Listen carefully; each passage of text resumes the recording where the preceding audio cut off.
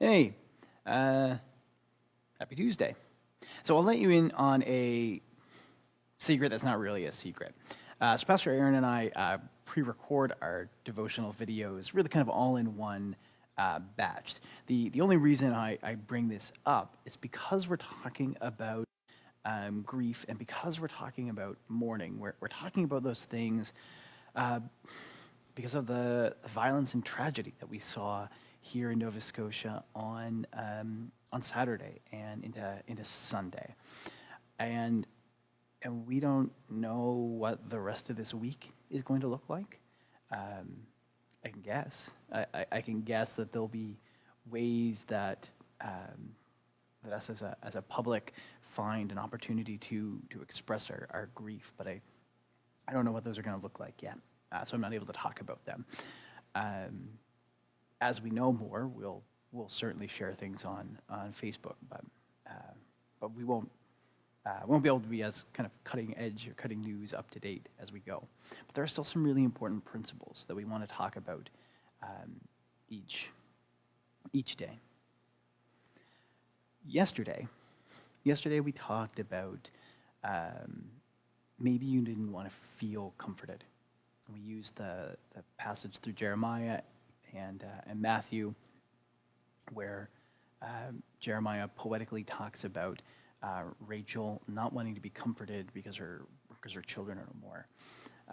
That acts of violence just robbed them from even wanting comfort in the moment. And maybe that still describes you today.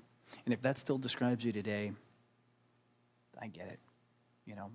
Sit there, be there. And when you are ready to take a couple of steps towards comfort, we'll be ready for you. If you happen to be a person who is trying to figure out what to do and what to say, and you're coming to the point where you don't feel like you have the right words or the right actions to take, well, that's actually what I wanted to talk about today. Because that's pretty normal and pretty okay. In the Old Testament, there is this story around a man named Job, and Job's life is completely shattered, and he doesn't know why. These sudden and tragic events befall him. It's violence visited on his family, economic ruin in his land, relational destruction between he and his wife. It's tragic. Then he has a group of friends who gather around him, and for a while, they sit in silence. They kind of keep watch during Job's period of mourning. Now, the big theme in Job is eventually his friends start talking and they start saying the wrong things. And that's your fear, and that's my fear anytime I'm trying to talk to somebody who is in mourning and who's in grief. That not only will I not find the right thing to say, that I'll actually say the wrong thing. Because we're all in that kind of big period of grief right now, it can be hard to think completely clearly, but I want you to imagine the time before this that you were grieving. And what was it that someone said or did for you that meant the most?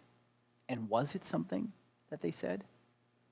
Because when I think of my previous times of grieving, it very rarely was a stirring speech or an inspirational card or just the right words that someone gave me, because I just didn't need those. I know those, and you know those. I mean, we all know the cliche phrases or the heartfelt social media posts we can do. I mean, we all know them. But it was just people's presence. It was through minimal words often that somebody told me that they were there for me. and would help me through a process. If you are struggling right now with knowing what the right words are to say to the people around you who are struggling, don't worry about the words. Don't worry about an eloquent sentence or a stunning speech. Keep watch. Sit with somebody. Let them know you care. Let them know they're valuable to you and your time and presence is available to them. We can give remarkable compassion and care without words. In fact, in times of mourning, that tends to be what we need more than anything. Because there is nothing that can be said that will make something better. But a person's presence can make a difficult time bearable. That's what I wanted to say today. So I guess thanks for being with us today. We will chat again tomorrow around grief and mourning as well. So God bless and stay safe.